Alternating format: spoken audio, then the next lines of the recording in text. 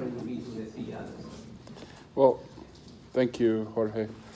I just want to make an attempt to make sense of the last 20 years, what Rocio said, what Alfredo said, what Luis, Felipe said.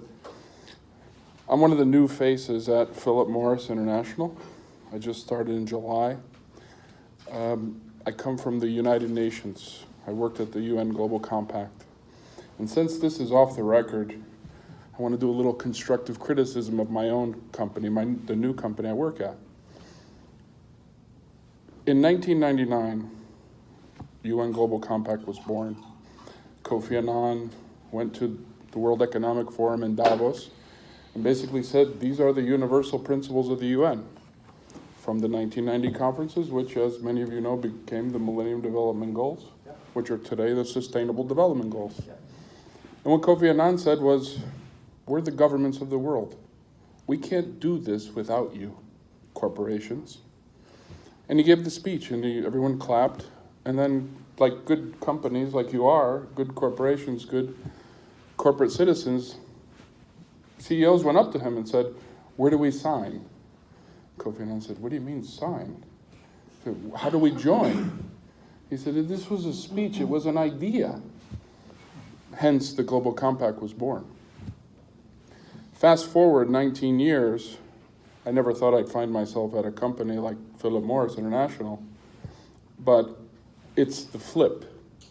It's a company now saying, okay, we're creating a new product because we've learned more than ever that cigarettes kill people.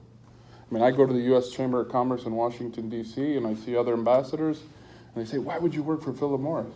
I said, my grandfather smoked 3 packs a day of Chesterfields. He loved his cigarettes probably more than he loved my grandmother. So my grandfather's dead and gone. He died at 63 years old. I think almost everyone in this room either smoked or knows someone who has. And I'm at a company now who's pushing this as innovation and transformation. But it's about people. This is about my grandfather and people like him, because this company said, either we disrupt or somebody's going to disrupt us, or some regulator. In Latin America, we have a regulatory onslaught, but this is an alternative. It's an option. It's a new technology that heats tobacco rather than burns it, and what the scientists at this glass cube on a beautiful lake in Switzerland, who we invested $4.5 billion, all of our shareholder values on the line. We're a company, I think last I checked, was $140 billion of shareholder value. Just, we rolled it like a casino, like, let's try this. This has to work because it's about people. So I think the constructive criticism is, innovation-wise, most of the people in the company have been there for a long time, unlike us new people, go in and pitch this as a business.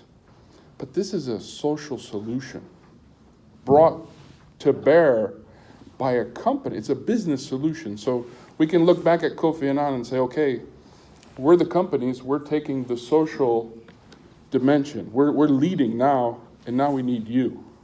So it comes back full circle. That's great. That's a great story, John. Yeah.